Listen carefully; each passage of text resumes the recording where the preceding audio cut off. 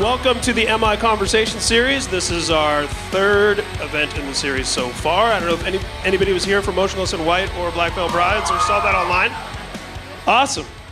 So first, I do want to thank the sponsors tonight. Affliction Clothing is one of them. Monster Energy Drink, they did a lot for the event as well. Remo, the drum company, they're one of the sponsors. Vic Firth, EMG Pickups. And of course, Alternative Press Magazine. My name is Ryan Downey. I am the West Coast editor for AP. So, guys, Falling in Reverse. Brian Sieben. Jackie Vincent. Derek Jones. And what's this guy? Ronnie Radke. So, guys, thanks for taking the time to come out here. I can, and I know this from the other bands we've had here too, I can speak for all of us on the stage. I think we're all really scared of schools, but it's all right. Like everyone got through it. And we've actually had some educated people up here on the stage, and people educated by the School of Life, which I think applies to some of us right now. I want to start with Mr. Vincent down here, because whenever I mention any of my friends that we were having Falling in Reverse here, the first thing that came out of my mouth was, if you're not a fan of the band or you haven't really checked them out before, this dude is a fucking shredder. Like this, regardless of anything else to do with the band, this is a legitimate guitar hero that is in this group. And these four guys on stage have been together for 3 records now, which is a lot longer than a lot of their peers already. Feels like yesterday. So Jackie, I would like to hear a little bit from you about growing up in England, getting into music, learning to play guitar, and how you came to be involved in this whole circus. Well, I guess I started playing when I was about 5 or 6. 5. Yeah, I mean, my dad and my older brother played, so I used to watch my dad play, and my older brother would teach me. So this is really weird. This is like 100 times scarier than actually playing like a show. Fucking told you. So I have to actually talk. Guys, should they be scared? I mean, are you guys? Yes. Yeah, I just became obsessed with guitars from a really young age. I'm always right. Sorry. I'm just kidding. Yeah, I just became obsessed with guitars from a really young age, and then years passed, and then I kept practicing, and I knew I was an Escape the Fate fan, which is, you guys obviously know, Ronnie's first band. He was in prison. I was kind of watching what was happening on the internet, on social media, like MySpace back then, and it was just before MySpace died that I actually. MySpace was a website on the internet. Yeah, it was kind of just before everyone kind of left MySpace. I sent an email to the old bass player, and I was like, I'll come play guitar for you. I didn't have anything to lose. I was like, I'm gonna go and do this. I'll fly out to be in the band, and it got through to Ronnie, who was in prison at the time, and he wanted me in the band, so it just went from there. I was just really lucky, and I just asked. So I just asked people, and maybe they'll let you in their band. And you were, as I remember the story, when you really got the invitation to come over and play with these guys, you hadn't been like around the world. You didn't have a bunch of gear, like, ready to roll. Like, you were just someone with a lot of talent that could play guitar. I basically BS'd my way in. So yeah, I can play guitar. Yeah, I can do that. Yeah, cool. And they were like, yeah, come and be in the band. I'm like, all right. I arrived, they're like, did you learn the songs? I'm like, yeah, man, yeah, I can do that. No. And I've been doing that ever since. So. No, you're fucking amazing. Period. Double. Jackie. You seen that Family Guy when it's like, dan. So, and I have to say, as somebody who's been writing about these guys since the band started, watching young Mr. Vincent here grow up not only as a musician but as a dude, I mean, it's just been incredible to watch. I hit puberty. He hit puberty. His voice still hasn't gotten deep yet, but it's on. I know. Its way. This is my real voice. I'm stuck with this forever. He likes me so much that he got my T-shirt tattooed on his arm, which I I did. thought was I'm really a nice. Kiefer Sutherland fan. This is my 24 tattoo. Mr. Ryan Seaman. Oh, wow. I think you either can take his mic. Hey, how's it going? I think everyone's got a mic. You have my mic. That's all right. I want yours. Is it fair to say that you were the most seasoned person in this band in terms of number of bands you've been in that put out records and went on tours and did impressive things, so to speak?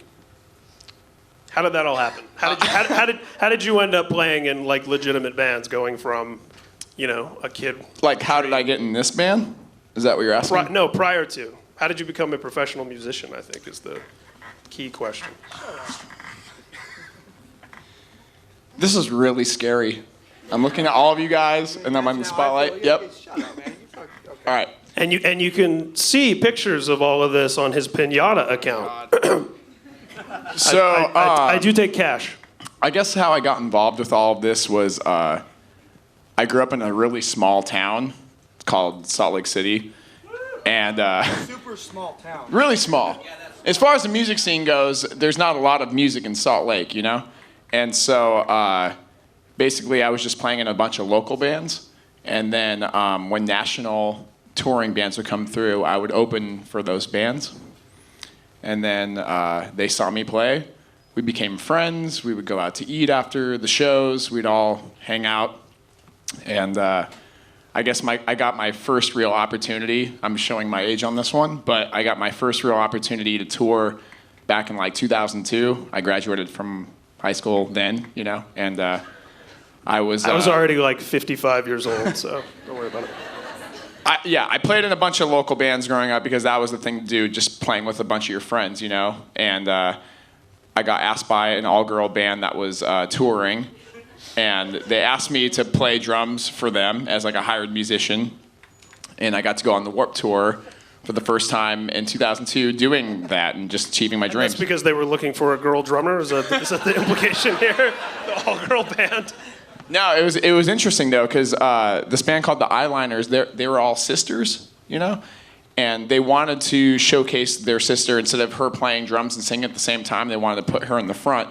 So then they just put me in the back to just accommodate what she was doing. Did they make you wear like a wig, or did they put like stuff in front of you? I mean, it's the vibe. It was really crazy work, because when I got hired as a musician, not only was I a drummer, but I was also teching for them. I was setting up their stuff. I would bring out their amps and guitars and all that stuff. So. And what do you think you gained from those experiences of being kind of a hired person in different situations and doing grunt work, and how do you think that helped you down the line into doing what you're doing now to be a more sort of well-rounded, seasoned person? I think it's a lot of trial and error. Yeah, I think it's one of those things where I just learned from playing just a lot of shows, and when I got to go on Warped Tour in 2002 for the first time, that's where I learned everything. I was like, holy crap, this is really how a tour goes, and yeah. So. I mean, that was just the beginning of everything, though. I've been a hired musician for, like, a lot of bands, but that's how I've been able to make my living for, like, the last, 13 years. It's kind of crazy. And when you start playing drums, surely your idea was, I would like to do this for a living, right? And Of course. to succeed at that is, I never thought I was going to get this far, man. I was just a kid going to shows, like, loving all the bands I would go see. But I grew up in a special situations because back in the day when I was going to shows, it was like a community, though, and I really feel like that a lot of the bands that we're listening to now that are in this like Warped Tour bubble, they don't have that sense of community. And if they do, it's online. It's not like you're coming into like a town where everybody has like the same common goal and they all want to go to shows and just support each other. That's I don't think that's the case anymore with like the Warped Tour scene. I think it's just more like online, and it's more number driven than it used to be. It's not like a community anymore. It was, at least when I was growing up. Yeah, and I think each of you got your start at a time where you could overlap and sort of see that transition. Yeah, I got my start when there was no MySpace or internet or anything, where we had to use atlases and payphones to go tour. You know, there wasn't like a MySpace. There wasn't anything. It was just like you get to the town where you think you're playing, and then you get on a payphone and you're saying, "Hey, how do I get to this club?" That was how I started touring. Payphone. A payphone. That's right. Payphones were like really big iPhones. 1992, bro? Get the fuck out of here, bro. 2002? 2002? Yeah, they didn't have text messaging back then. They didn't have anything. They had cell phones. They had cell phones. I didn't have a cell phone in 2002. I'm going to do I some understand. teching Doing. here myself and tech this mic for you. I want it back. So I would be curious to know mostly which bands for you and what it was about them that made you go from I'm a fan who loves music to I'm somebody that like I need to do this. Like I want to be in a band. And Eminem, Rancid, Bad Religion, Blink-182. was there something because you know when I hear that group of bands together. You know, it's pretty diverse, but at the same time, I think what you have in common with each of those people is they have frontmen who are very charismatic and showmans. Even somebody like Greg Gaffin from Bad Religion, you might not think of him as a showman, but with the dude's like a PhD or something and has 16-syllable words in his lyrics. And then obviously with the wordplay with Eminem, I would imagine lyrics and wordplay were something you were attracted to, yeah? Yeah, I was attracted to the dark, the darkest parts, because I had a tough childhood, so I just wrote from what I knew, So Did you always intend to be a singer, or was there a time where you were like, I want to play guitar, or I want to... I played guitar in my first band. That's how I kind of write music, but I learned that from an early age that I was better as a frontman without a guitar. Mr. Jones, I remember a band called The Agony Scene. I don't know if anybody's familiar with them. Band on Solid I State toured Records. with them briefly, yeah. And I mean, you've had, like Ryan, I mean, obviously we know Ronnie was in Escape the Fate. But Derek, also, you've had a fairly illustrious career up until now of slugging it out in bands. Tell us a little bit about your journey and how it started. And I actually went to this school for recording engineering in 2004. this school? Yeah. This one? School, yeah. You just told me that. He's the quiet one, Yeah. by the way. So, yeah, I went here in 2004, and then while I was going here, I met the Agony Scene on tour with Zayo, and they were like, oh, we need somebody to fill in or whatever. I was like, all right, I'm down. So went out to Oklahoma, rehearsed with them, and first tour I did was with Danzig and a bunch of other bands like Behemoth and Himsa and shit. So, and then we did a headliner. I think Danzig's here. I just heard him. Oh! And then I only did like 3 tours with them, and then my last tour was with Lamb of God in Europe, and then after that I did live sound at the Roxy for a bit until I found my last band, A Smile from the Trenches, and then we kind of got something brewing, but it kind of just fizzled off. I don't know, it was weird. So that's how I came to know these guys. And something you and I spoke about for the first time actually in this story, you and Jackie went to pick Ronnie up the day that he got out of prison. Yeah. We waited in the parking lot right next to the jail, which is where they release him from the prison. We waited there for I don't even know, like 6 hours or something. Like everybody was sleeping. I was the only one that was up, and I finally saw him get dropped off. Yeah, Jackie was up. I don't sleep. Jackie, he literally does not sleep ever. Anyways, yeah. So, he was supposed to be released at 11 at night or something like that, and then wasn't till 4 or 5 in the morning that he. That's because I had warrants still. That's weird. I had traffic warrants. You did, seriously? Yeah, they held me in a county jail. They're like, you're getting out. Just kidding. You're staying for a while longer. That sucks. Yeah. They took me from prison to a county jail. Which was worse? County jail has horrible food, but prison's like life or death. So I don't know what's worse. Yeah, horrible so food was can be Mason's life or house. death, for sure. Yeah, so is Nason's house. And you guys have no idea what I'm talking about, but it's all right. That would be sort of your halfway house, one might say, when you got out. More like a fucking... Yeah, except I had to Nah. live there. I'm not allowed to cuss, am I? Oh. Yeah, you are. It's the internet. Shit. No, I mean... So you were putting this band together from inside, more or less, right?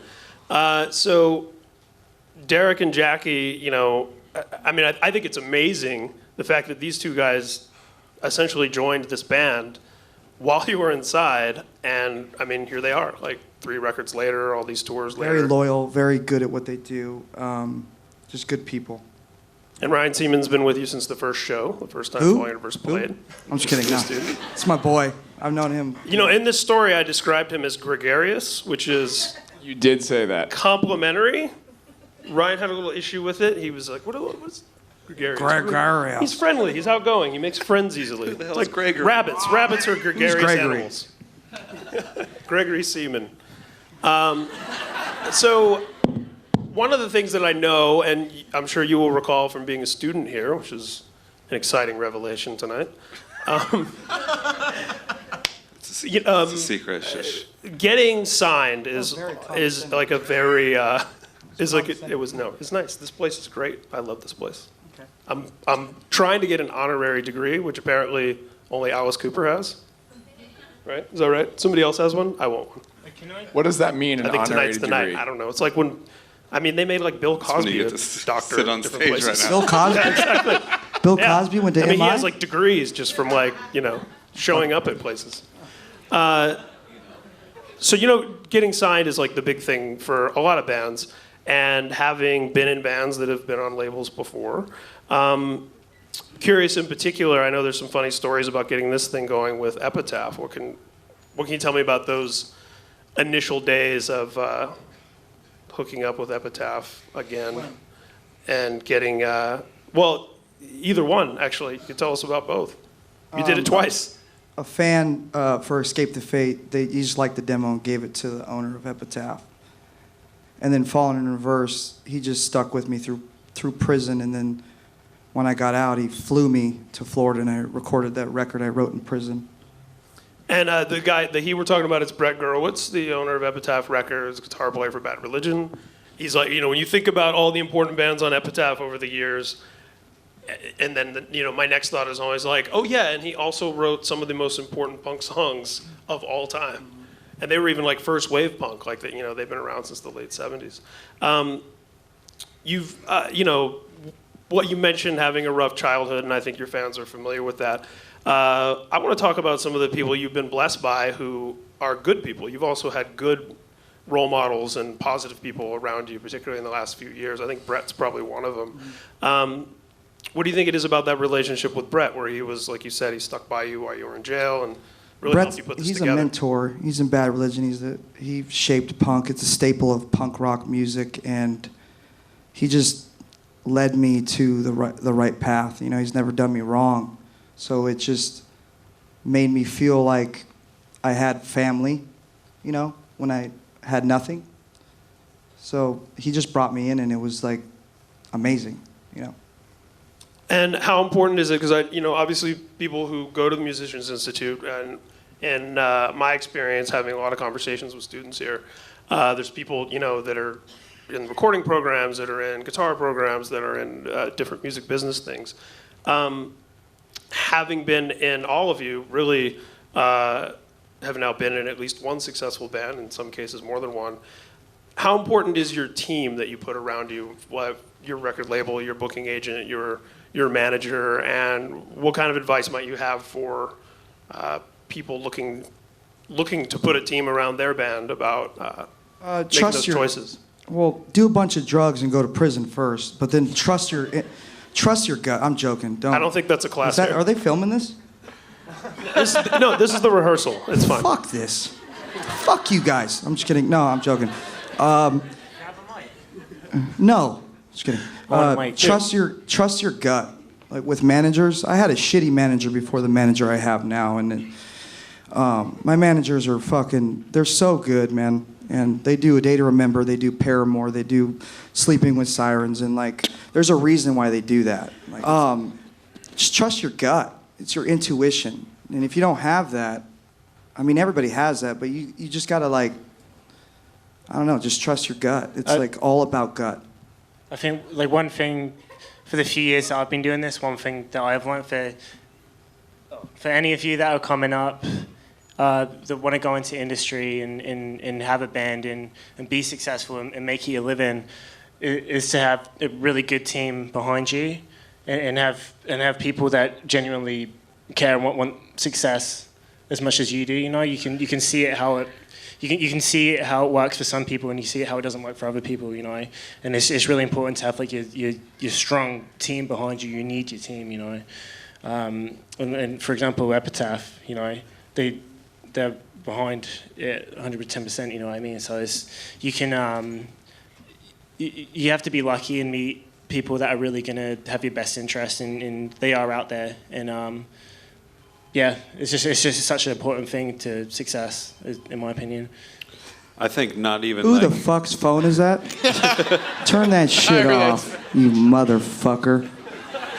Say something. Oh no, yeah, I wasn't trying to like intentionally plug the school or anything, but like I went here, so networking with everybody. By the is way, I wasn't obviously- being condescending about going here. I was being condescending about you not telling me that. No, it's fine. Over the couple of months that we've I been guess I planning never this. mentioned it. I don't know. Yeah, But the quiet one. not to plug the school intentionally, but like this is a very good place to network with everybody and a very good place to all kind of come up collectively with there's so many programs here. Like you could just. I don't know. Network with everybody. Who cares? Fuck it. Like, go to parties. I lived right down the street before when I lived here, so like I know how great of a school it is, and I think I kind of owe it almost to this school for sitting here right now and being in this band, honestly, because I'd only been in local bands before and touring just like the West Coast and like from Orange County and stuff, and like. Without this band, I would have never been in a national band, or without this school, I would have never been in a national band, and then wound up in this band. So I think like, MI is a definite like, network with everybody. Don't like hate on people with different programs or like anything like that. Just like everybody could all use each other, honestly. Yeah, I found that a lot of the students here are very open-minded. I mean, there were the first one of these we did, which was only open to students.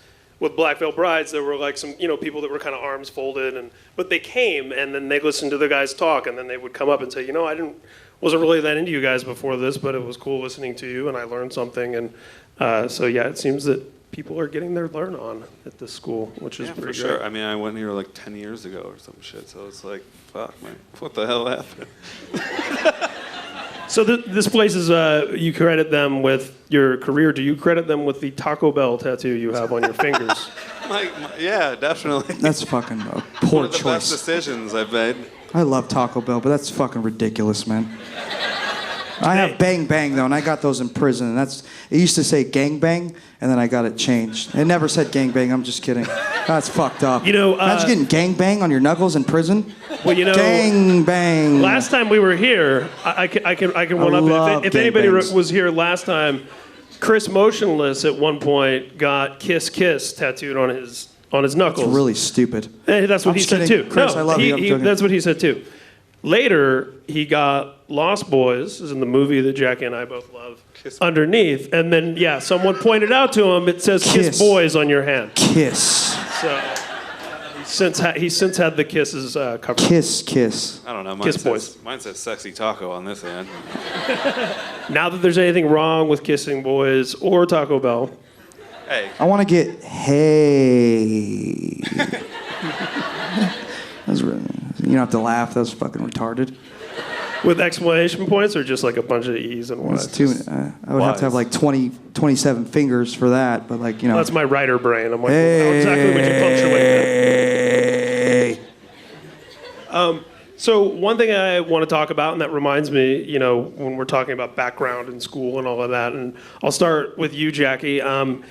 You guys have really parlayed your success with Falling in Reverse into some other ventures, which I think, as we all know, recorded music sales aren't what they used to be. The music business in general isn't as lucrative as it once was, and you really have to kind of diversify and have different revenue streams. So you're not just depending on your band specifically. Jackie, I mean, you have your own signature guitar. Like, how fucking cool is that? Yeah, that's awesome. I'm really stoked about that one. And for the Musicians Institute students here, you've put out instrumental solo records. Let's talk a little bit about that and sort of what creatively you get out of that outside of the band. Well, I mean, my solo record was a huge outlet for me musically. It's basically all the crazy stuff that goes on in my head. I could make it into something tangible, you know. And yeah, you have it. Thank you. I sold one. Yes. No, that's awesome. Yeah, because I love playing guitar. I've always loved playing guitar. I play every day. I play as much as I can because I'm obsessed with it. And if I hadn't have gone to music school, which I did in England, it brainwashed me in a really good way. Because now if I don't practice for a single day, I get genuinely upset. I get genuinely depressed. Like it kind of brainwashed me in a good way to really work hard at my instrument.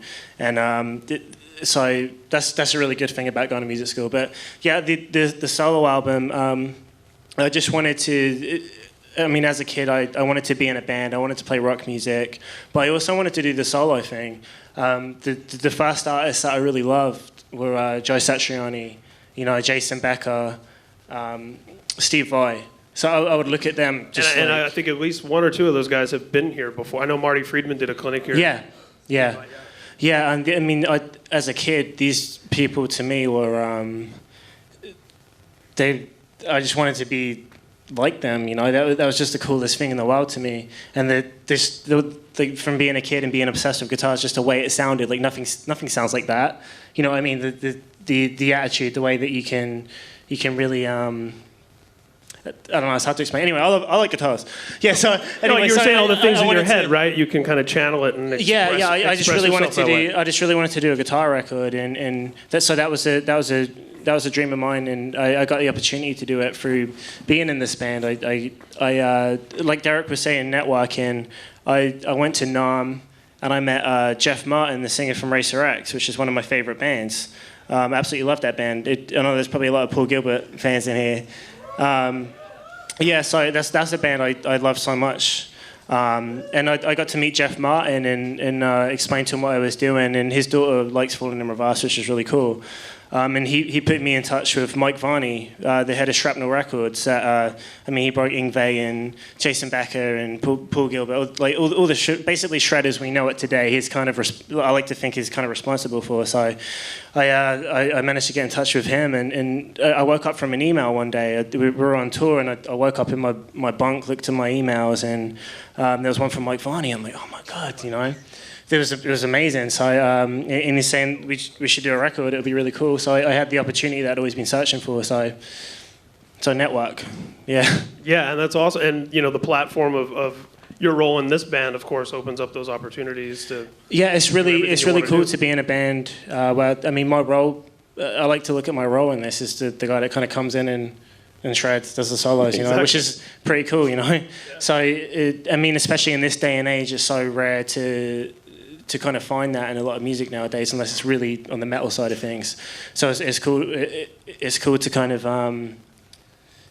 be in this scene where it's a little bit more rare, and then it opened up the avenue to be able to do the solo album. And I want to do another one this year and stuff. So yeah, it's just an outlet for me. So. It's like, nice. Jackie, you're better than every guitar player in our fucking scene. Period. Nah, that's not true. Like, no, dude, trust me.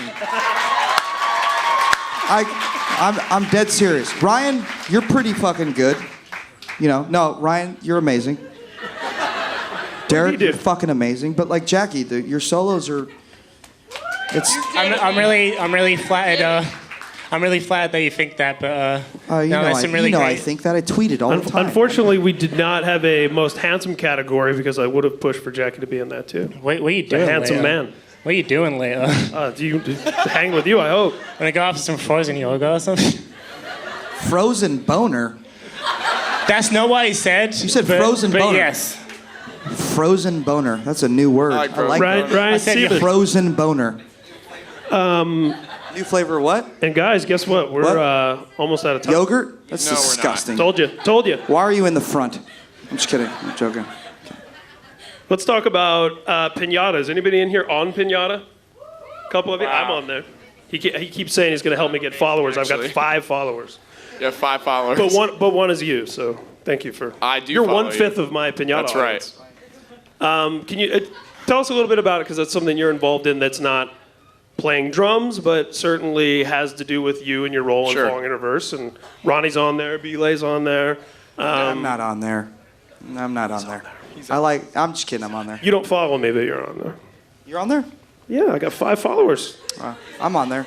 So I'm looking for 6, exactly. So yeah, tell us a little bit about it. How's it different than Instagram and Twitter and all this So stuff? we're basically, already I on? just want to let you guys know what we've been doing. So I got brought into this company called Pinata, and the best way I can describe it is it's like Snapchat stories that don't go away meets Instagram. So your fans can contribute to the stories. So like for example, if I'm playing a show, or even tonight, right? Like we're at the Musicians Institute and we're just hanging out. I post a story in my thing saying, hey, I'm at the Musicians Institute right now. We're all just hanging out and we're talking. What were some pictures that you guys got tonight from the event? And so your fans can contribute to the actual story. Whereas like Instagram, it's one of those things where it's like kind of like, you know, you're taking like selfies. It's a very like selfish thing where it's like Instagram, you get like one like good photo a day, you know, but with Pinata, it's the idea behind it is that all your fans can participate in the story, so they can. It's like with contribute. Instagram, sometimes it's like you're just posting into the void, but you're saying like your fans can connect to the larger event that the band Exactly. is participating in. Exactly. Yeah. So I mean, this time, what's really great about this tour that we have coming up is that there's a guy that See what he did there? That was great. I'm just telling I you. liked So it. No. there's this band that we're taking out called Ghost Town. You guys know Ghost Town? So the singer of Ghost Town also has a Pinata account. So he and I are going to probably be sharing a lot of stories on this next tour because basically, when you go on tour, people kind of want to see like what you're doing. You know, like this is our tour bus. This is like the backstage room. This is the stage itself. And then what I'm hoping is on this next tour is that like our fans contribute to the story and they give us like pictures of like me on stage or Ronnie or Derek or Jackie or anybody just feeling like they're at the event, you know? Whoever's people that playing miss the bass, shows. whoever's playing bass is on the pictures too. His name's Zach. His name's Zach. He's here. He's awesome. Right now, Zach. yeah, we got Zach here. Everybody I don't know where he say, is. everybody say, hi, Zach. Hi, Zach. That's not There loud. he is. That's not loud enough, man. Say, hi, Zach. Hi, Zach. There he is. Right over there. There he is. Hey, Zach, how you He doing? ran. He's shy.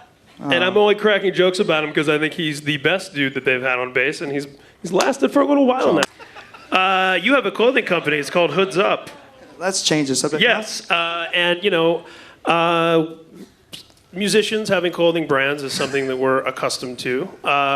What makes yours different? Hoods Up. It's just it's a movement. It's like people that don't fit in kind of thing. It's like a secrecy thing. I just wanted to make people feel more welcome. It's like a unit. Like what are you whispering to me? It was secrets, probably. An exclusive club. Yeah. Yeah, and, The fuck? I would never say those words. I guess you're my manager now, dude. No, it's a man. No, it's just a thing. It's like I've always wanted to do it, dude. I looked up to Travis Barker for years, and he's fucking awesome, man. And what's crazy is his daughter's a fan of the band, and she came to our video shoot, and like she got it. Are you guys here? Oh, okay. Sorry, but you're laughing. I don't. I don't know how that's funny, but she came to the shoot, and it's crazy. And he did Famous Stars and Straps, and it fucking took off. So it's very inspiring to see rock stars like that just be able to build an empire, you know. A couple of years ago, I did our cover on Green Day, and Mike, the bass player, was telling me that his kid was a big fan of Falling in Reverse. Who? A band called Green Day. Who? Bass player? Just kidding. No. Fuck, that band's amazing. Yeah, no, he came up to us. What show was that, Ryan? Was it Warped Tour? Come on, man. See? Where's John Youngman at? There you are, John. That's right. Yeah, see? San Francisco, we played a show, and we That were was on their a- manager, John Youngman, everybody, by the way. Let's give John a hand. It's fucking awesome.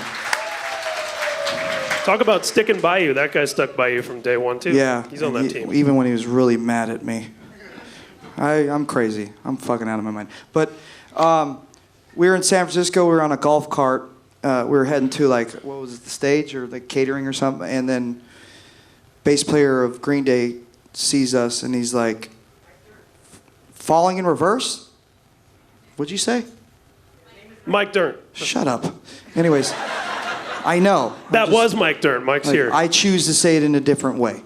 But he was like, yo, Falling in Reverse, like, my daughter loves you. And that moment, I was like, what the fuck? I grew up listening to you, man. Like, you're one of the reasons, like, I wanted to do music. You know what I mean? So, like, anything can happen.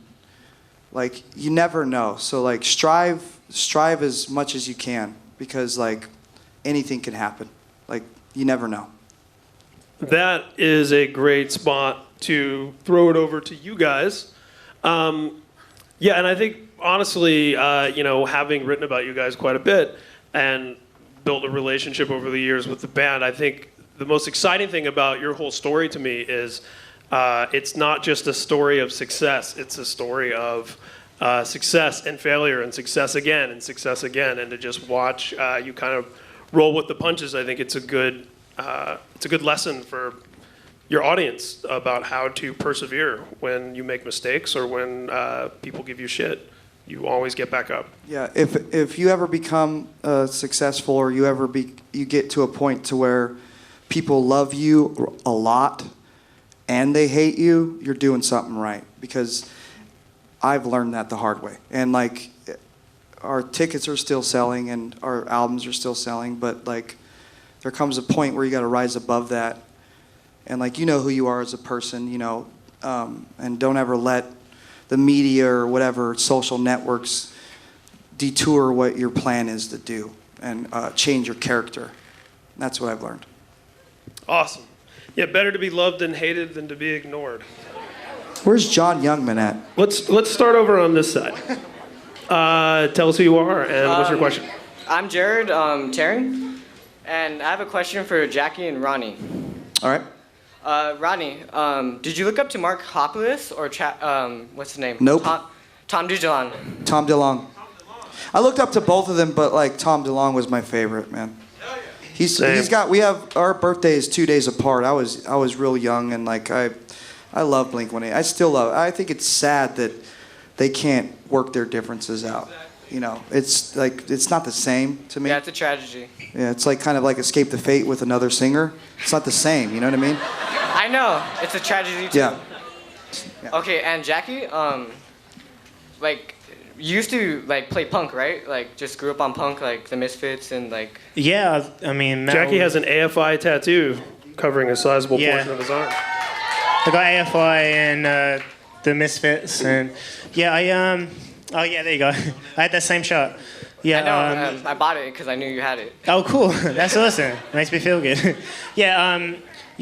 I grew up skateboarding, so yeah, a lot of punk influence, and me and my friends would listen to punk music and start punk bands, and so yeah, like bands like AFI, they. I mean, obviously, I was into like the metal stuff and the shred stuff as well, but I love so much different music, and that punk stuff was such a big, influence on me, especially like being a teenager and when. It hits you somewhere. Yeah, it does really hit you. Like AFI, that was kind of what I would go to all the time. As a kid. So they also helped me learn how to write a song. So yeah, I was definitely influenced by a lot of punk. I got one last question. When you wow, who actually got you into metal? Like, was it your brother or? I think I just picked up an Iron Maiden album. I just thought it looked cool, and I Which one? picked it up. Which one? It was actually the Best of the Beast. It was like the compilation of all like their best songs. Jackie? whatever. Ryan's our friend, you right? Ryan's your friend, right? Yeah. I'm just kidding. Yeah. Yeah. This is the epitome of Ryan's personality, and I really apologize, but of course, out of every day, out of every hour, out of every minute, Ryan cannot hold his piss. Ryan, you're excused. Go to the bathroom. You know, Mr. It was Best of the Beast by Iron Maiden. That was what got me into metal. Mr. Radke here quite professionally went to the bathroom prior to coming to stage. We're gonna go to this gentleman here. I'm just kidding. Hi, my name is also Jared. I have a question for Ronnie. How you doing? So when you were in prison, how did you communicate with the rest of the band? Like, was it as simple as making a phone call, and how often did you do that? And was there a particular person you were in contact with the most, or was it just the band in general? I went to solitary confinement for 540 days for getting tattoos, making prison alcohol, and having a shank. And that's crazy, and no one really knows that, but I got in a lot of trouble, right? And I had a lot of mail coming in, so they made me a threat to security. You know, but they do that. It's like just a name. It sounds crazy, but they do that to everybody. Get in a fight or whatever you do. But so when you go to the hole, it's called the hole, solitary confinement. But they give you the phone twice a week, Tuesdays and Thursdays, and you get it. Some of the cops are cool. They'll give it to you for 6 hours. Some of them they don't like you, so they give it to you for 10 minutes. But you know, I would contact a guy named Nason. He's no longer a part. He was cool, but we had our differences, you know. But he would three-way me with Jackie and Derek, and I would call Ryan personally because I've known him since 2005, so it's been about 10 years. But Jackie would play me solos. He said Jackie played me solos over the phone. I didn't believe him. I thought it was fake because it was so. It was fake. Oh, okay. I told you I BS my way into this. No. Yeah, you're yeah. But he played me these solos, and then I'm like, "Where are you from?" And he's like, "I'm from London or England, you know." And I'm like, "Send me a picture, you know, because I want to at least see what you look like before I like, you know what I mean?"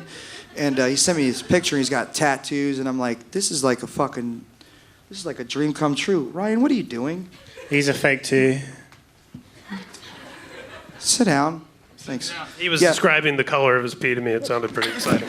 So, you know, so that's how I communicated with them, and letters. And like, you know, a lot of people don't know that these guys were so loyal to me, man. They didn't know if I was getting out 2.5 years out of prison or 5 years. Because it's like, it's vague. The prison system's very vague. It's 1 to 4 or 1 to 5 years. That's all they know. So I don't even know. So like, they just sat around, and he had a band, and he lived in London. He had a band, and they were like, nah, you know, I guess they believed in me to the point of sacrificing everything, you know. This dude flew from overseas, like, to a new world to him, you know. He's like young too. It's like a very determined and ambitious way to think and do. So they deserve everything they have, you know, and more. So. And guys, we got to keep it to one question per person because there's a lot of you. We're gonna head back over this way. Hi, my name is Luisa. Sorry, I'm like kind of starstruck. So I don't. Hey, my mind is scattered. It's all good. Don't take this the wrong way. This is for like the band, like all you guys. What is it that makes you guys continue to want to perform?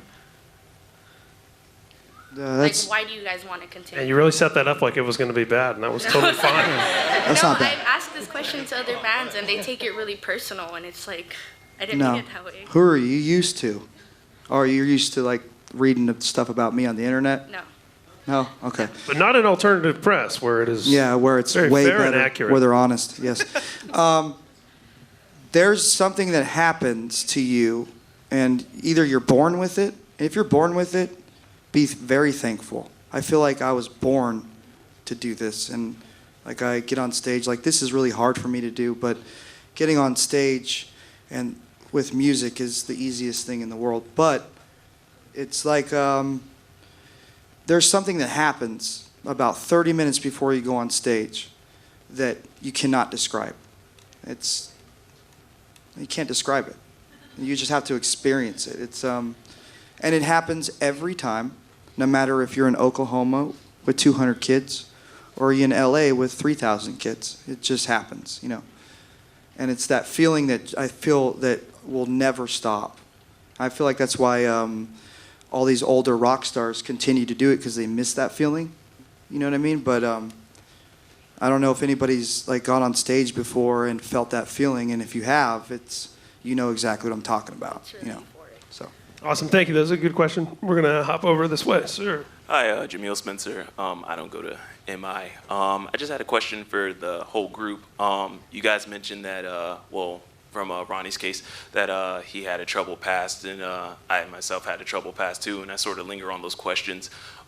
Given the opportunity, if you could go back in time and just like change something, and knowing that it would just change what you have now, like being on top with the band and everything, would you willing to change it, or No. are you happy to grow as a person from No. your experiences? Nope.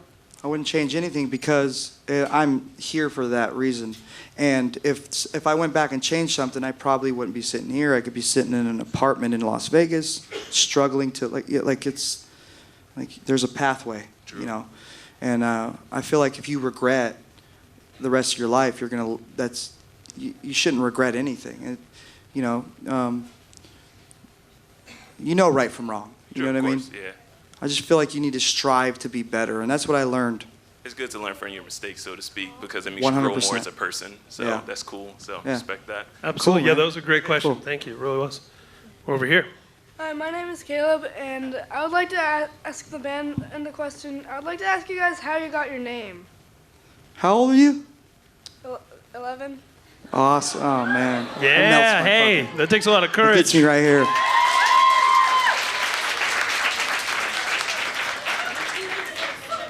And you know what? No one has God. asked that tonight, and in the 1 million times I've interviewed you guys, I've never asked you that. Fall in Reverse is pretty self-explanatory. If common sense would tell you that, like from a past, if you've ever read anything about my story, or like, it's like a Star Wars sequel, or whatever you want to call it, like Escape the Fate, right? You know, and the lyrics on Fallen in Reverse kind of like allude to that, but I really didn't escape my fate. You know, my fate was to, do all the things that happened to me. You know, but from that point, it was like, no, this is falling in reverse. This can't happen anymore. You know, and this is my fault. It's not.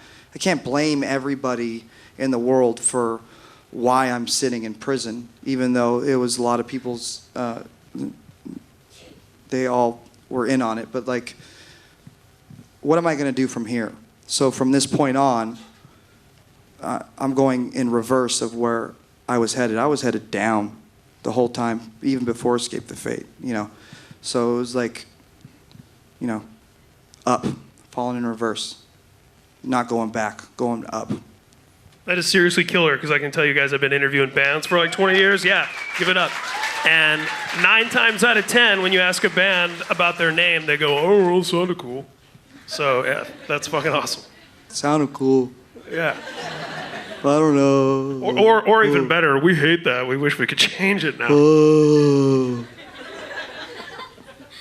Yes, ma'am. Hi, I'm Cassidy. I actually you guys are like one of the first bands I got into and stuff like that. So it was my best friend. She adores you guys. My question was, what is one of your best memories you guys had as a band as Falling in Reverse throughout your career? Does somebody else want to talk? I think when you fell through that ceiling. Oh, yeah. Oh, I remember that shit. Well, it was like a few months ago. We were at the Electric Factory in Philadelphia. It's a 2,500 cap room. It was sold out, and this is a couple months ago, right? Not a couple, like 4 months ago. Later Anyway, last year. there's 2 green rooms. There's like a headliner green room, and then there's a support green room. And our friends in this band called Set It Off, they're like the nicest guys in the world. They're like, I love those guys, you know. How do I say this? I don't know. What are those things called? You push. What are they called? What the fuck? Ceiling is tiles. Just like the styrofoam. Ceiling ones, tile, yeah. whatever. You like styrofoam.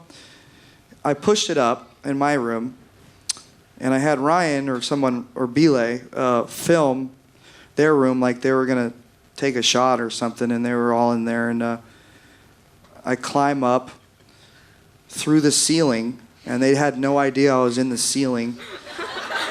And then I just crashed through the ceiling into their room, and I destroy the whole room. Like, I fall, and like, that's not even the greatest. No, the best one was the 5 hotel rooms. Like, I trashed them. just being annihilated, yeah. Oh no, we That was set the best. we set mortars off. You know what a mortar is? It shoots up in the sky and explodes in the sky. Ryan Of all thought- the advice they've been giving, by the way, this is not advice. Oh, yeah, don't do none of this. Don't Yeah, do this. don't do this. I mean, unless you want. Don't do this unless. Ever. Ryan thought it would be a good idea to leave them on the ground instead of putting them in a tube that shoots up. It was really dark, and we tied about 16 mortars together. It was really dark, and why I say that is because what's about to come. But we light them, and they explode, and then We wake up. no, we don't wake up yet. Okay. We wake up like, whoa, what happened? No. No, I was talking about the next day. Remember? Yeah, you're. All right. Yeah. Anyway. I'm jumping the gun. All right. So they explode, and then we run, and then the fire truck is trying to find it or whatever, and then we trash the hotel rooms. It's so stupid. Don't do that, man. So stupid. Hey, in his defense, it was really funny. When I pissed on the phone and it rang. Oh my god! No, he comes busting into my hotel room. I'm like, hey, Ronnie, and he pulls down his pants and underwear and pees on the phone. And it starts ringing. And he goes, "Brr, brr, brr, brr," and it like smoke comes off of it, and it's like, I'm like, that's amazing. So we wake up. Did anybody answer it?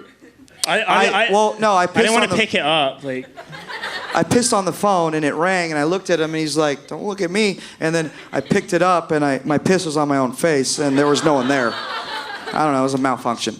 But anyways, I think it was the devil. the mortars exploded, the fire truck circled, and it was in like New Mexico. I don't even know where it was. Statute of limitations? We're good? probably Anyways, somewhere where we're not allowed back. But we're good? Okay. We This is all a hypothetical story that This is hypothetical. This Imagine this if. is like imaginary. Would have but been fun if that happened. we wake up, and our tour manager's like, "Go to the airport now." We're like, "Why?" And I look out, and there's this big black spot in this parking lot. And I look up, and I see a building, and then I look over, and I see another building. And when I see these buildings, they say, DMV Funeral Home. So it was so dark, like we didn't, like, I don't know why they put a funeral home next to it. It doesn't, I don't know, this is weird, you know.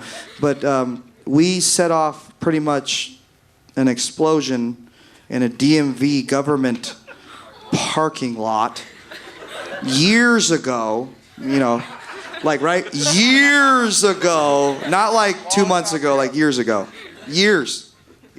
Yes. Packing peanuts on, yes. Yeah. Okay, thank you. That was an excellent question. I got an excellent answer. We're going to skip over here. I'm going to age myself really quick. That ceiling tile thing, Breakfast Club. Yeah. They did that? The scene where Ben You are Burns climbs 55. in there and falls. I am 55. I'm joking. That movie came out in 1929. Back when you set off all those. That's when that happened. Okay, so I have two things. One. Wait, we got to keep it to one because there's lines. Okay, I'm sorry. well then I'll just do the second. So it's my best friend's birthday, and I wanted to know if I could convince you guys to sing to her. Fuck no. I did Get outta sign here. something promising there'd be no singing. So it's up We to can you. all sing. You guys want to sing to her? What's your name? Her name is Paige. You're a She's good shaking. friend. That's very nice of you to do that. But you could have asked a good question though. I don't have What's any. her name? I'm shaking too hard for this. That's okay. That's like Jessica. welcome to my life. Huh? I'm Jessie. I'm Jessie, and this is Paige. That's her birthday, Paige. Paige. Yeah. Yeah. Paige. You guys want to sing Happy Birthday to Paige? Come on, where am I going? You're going to the front. Happy birthday to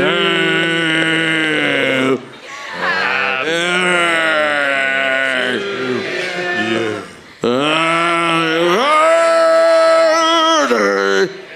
Dear Paige.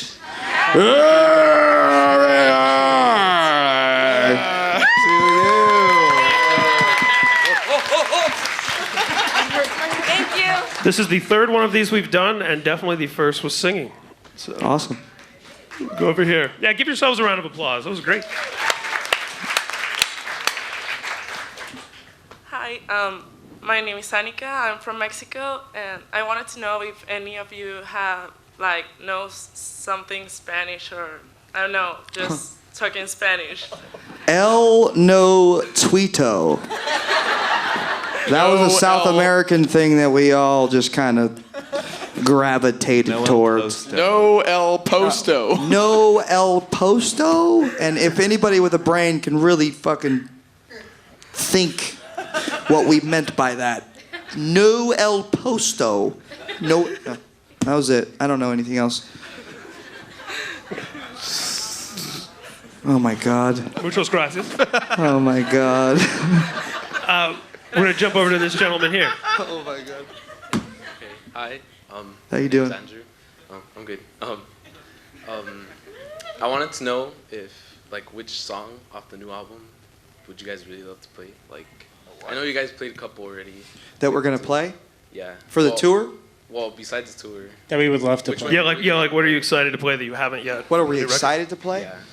Yeah. What the most powerful song for us is "Chemical Prisoner," and it's like, thank you.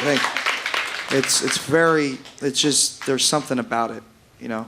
Yeah. But the metal songs are gnarly. Yeah, Ouija boards.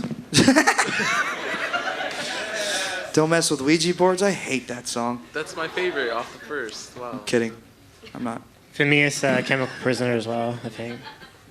Would we see you rap Wait and See? Because I really love to see that. Wait and see. On the next tour. The one coming up. That's what you want to see? That'd be so cool. See. Are you just saying that? No, I really want to Playing the bitter end, but wait and see. That song's fucking hard, dude. It's hard. He means hard, like it's hard, right? Like, Yeah, it's brutal. hard. Oh. It's harder than R. Kelly at the Kids' Choice Awards.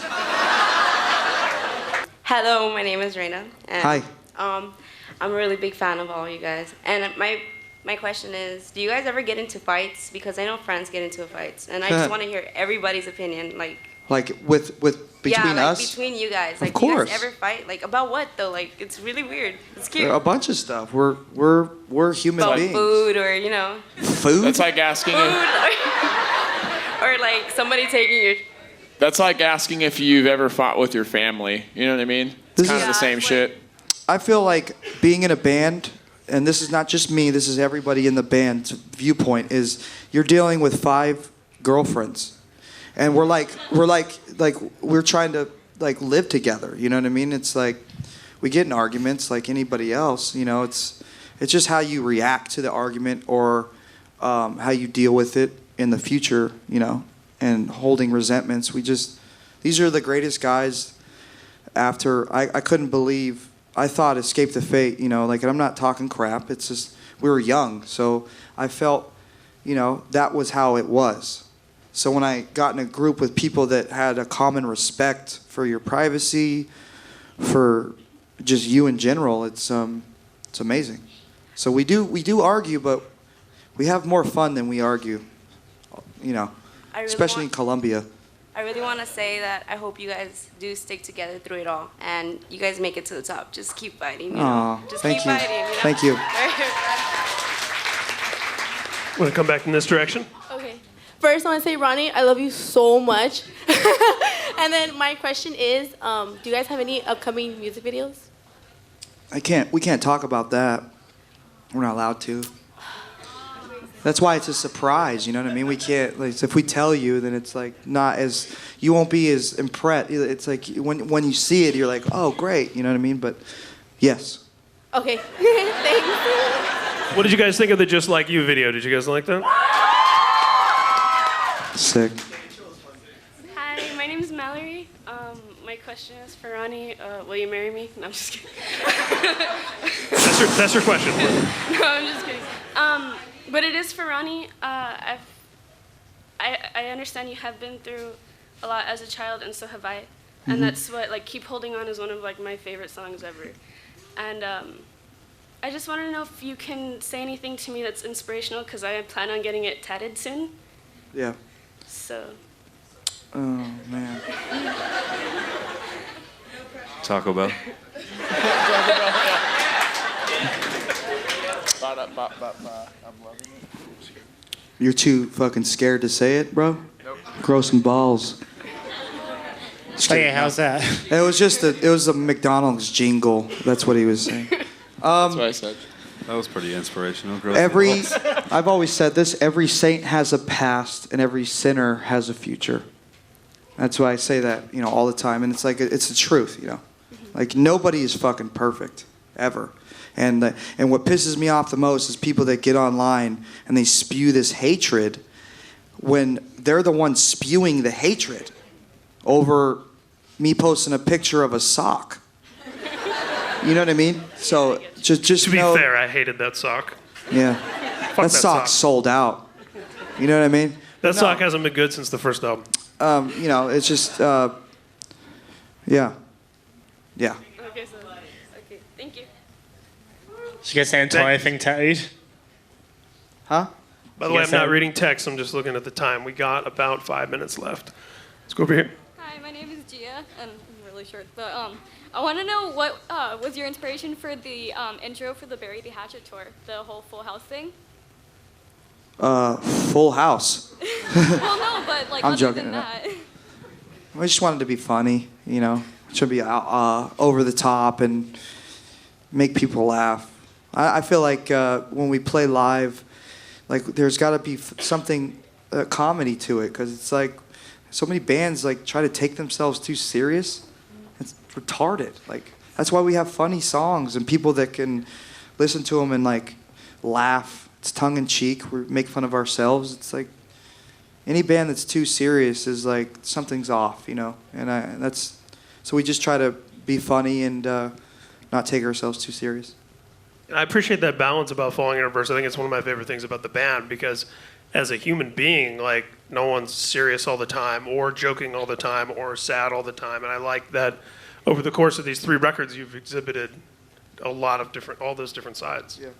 So it's a hard balance to pull. So really love that. Over here. Hello, my name is Martina Brito, and I'd just like to say that I love your music. And Ronnie, on a note, I'd like to say that I also lost a big brother too. So I'm sending you lots of love and hugs, because it's very hard. Thank you. I don't want to think. No, don't think about it. And my question is, this is just so not appropriate, but would you guys like to sign my iPad that's covered with signatures? Right now? No, whenever you. Yeah, you'd we'll like. sign it. Thank you, sir. Okay. Thank you. Yeah. Thank you. Hi, my name is Janice, and like I'm a big fan, and so is my little sister. And I was wondering, like, what do you guys hate the most that fans do? Like, what irritates you to the top that fans do? Like, is it the crying, the please? And please, I did mention we only have a few minutes. Okay, but best question of the entire night. Thank you. Thank you. Is this on TV? What is this on? I hope everyone sees This is just the Yeah, we rehearsal. record this. Okay. Fans. It will be on the internet forever. Best thing that fans do. Hey, Ronnie, I know you're in the middle of chewing a fucking sandwich. Can I get a picture? And then I'm like, no, you're a fucking asshole. Fuck you. I knew you were the way that everybody thought you were, you know. Or people that go online and they're like, I love your band. And then 2 days later, like, fuck you. Like, and I know who it is. You know what I mean? Like, like I don't understand that. And it's not my generation. So it's that's not my generation. So I just don't understand. I've never understood why people can have this love-hate thing. Like when I grew up, I loved, and I still do, like Eminem or Blink-182 or like Motley Crue or like I didn't hate Vince Neil because he crashed and like he messed up and he went to jail. Like I wasn't like fuck you, you know. It was like you're still my idol, or like you're still something to me. So that's the disconnect between fans now and me as a fan and fans I knew. So Okay. Thank you. thanks. Thank you. We're gonna head over here. My question is for Jackie. What was the inspiration behind your solo album? I just love playing guitar. A lot. Yeah, basically that. It's just all the crazy stuff that I can't really do otherwise, you know? It's just I love power metal, I love speed metal. I love that. I wanted to do I love video game music. So it was just an outlet for that really, and I just kind of wanted to tell my story in my own way, I guess. Thank you. Thanks. Hi, my name is Kat, and I want to know if there's any songs that you guys always have to play on tour that you really hate playing. Derek hates everything, so why don't you tell him? I'm being straight up honest. Derek doesn't like sandwiches. He doesn't like milkshakes. I like milkshakes. He loves Taco Bell. No, bro. No, you were like, I hate sandwiches and I don't do milkshakes. You told me that. No, Ryan told you that. Did he? Ryan? No, you told everybody that. No, one time you were drunk No, and I'll you were tell like, everybody I don't like sandwiches. That's for why sure. don't you like You hate bread, sandwiches, right? bro? I don't like bread, man. Why don't you like bread? Everybody can testify to that. He's my favorite though. He doesn't like sandwiches. I don't like bread. If pizza came without bread, I'd be down. That'd be cheese and sauce, man. I think that's soup. Yeah. Mix that shit up. Okay, we have got time. What song? I don't go know ahead. if there is a song, huh? I feel like all the songs are fun because every crowd is different, but they react. You know, like if they were just like, I don't like this song, I'd be like, we can't play that. Well, I don't think you'd play a song that you hate. Like, don't mess with Ouija boards. We play that song all the time. We never played that. I know. But you guys do have 3 records now, so it's probably a lot easier than it was when you first started touring with this band. You can change things in and out, right? And Actually, I think it's harder Really? because we all think that every song is just so great. So then we're like, fuck, we have to add all the stuff for an hour and a half. Hard. It's It hard. is. It's really hard. It's harder. We have a hard time because the fans, they fucking sing every song. So it's like, well, are they going to sing this song louder or are they going to sing this song louder? And then we get into these debates and they're like, nah, man, Bad Girls Club, they'll sing that really loud. Or like Raised by Wolves, and like it's crazy, man. It's crazy. It's a good problem to have. We've got time for 2 more questions. Hi, I'm Angela.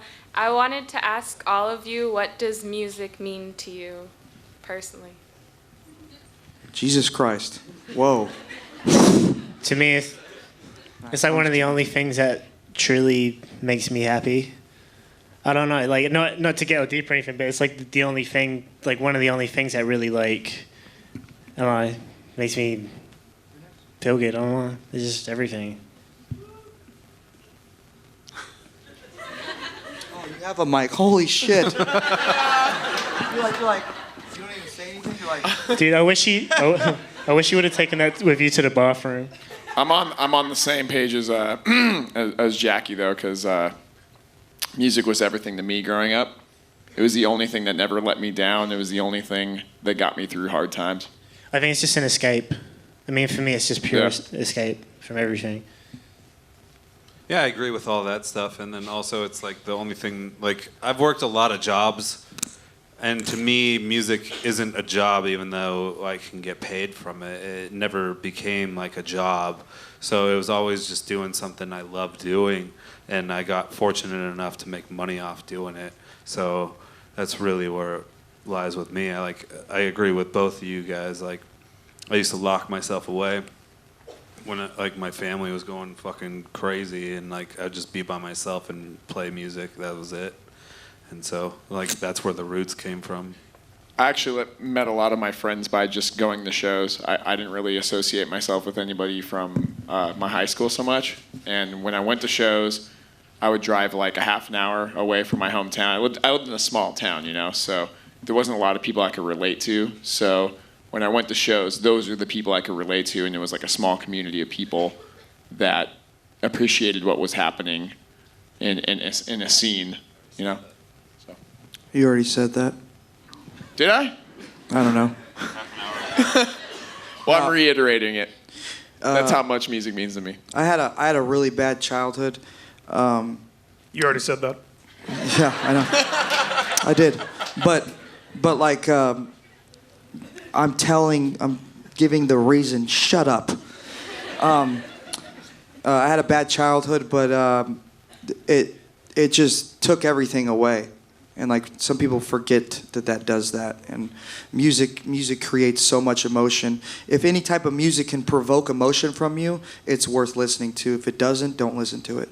If it does not provoke or evoke emotion from you, then don't listen to it. And I feel like it's evoked emotion and it's led this path. And you know, I've gotten in trouble because I've led off emotions instead of logic sometimes. But music has saved my life.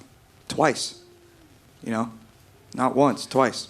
So stick with it. Yeah. One more question. Good luck topping that one. No pressure. You already said that. Hi, my name's Jonathan, and this question goes out to like everyone. What album do you guys say that you guys like the most you made? What? Like, what album did you guys like the most from all of them you made so far? I don't understand you. My one would be the new one. That's my favorite. Wait, what? Your favorite record that you made your whole career? I would say this record for sure. It was the most challenging and uplifting experience I've had so far, being in this band. This record, it's called "Just Like You." If anybody hasn't heard of it, but like, I mean, it's really hard to go back to a dark place, but shit has happened, so it's not it's hard, you know. But it's powerful. I listen to it every day, so, and it uplifts me and it reminds me of why I'm here. So, Derek, he's like, Derek hates the new album. No, I would agree with you with this new record. Definitely, I think it's like a throwback, but it's like new. So. Yeah, no, that's what's great about it. I think it encapsulates everything about the band while sounding very modern at the same time. It's almost like a greatest hits of the other two records, but new songs. Yeah. Well, guys, thank you. Thank you to Falling in Reverse, first and foremost. I'm sure you guys follow them all on Twitter already anyway. Also, please follow Alt Press and MI Hollywood. Thanks again to all the sponsors. Thanks to all of you for coming out.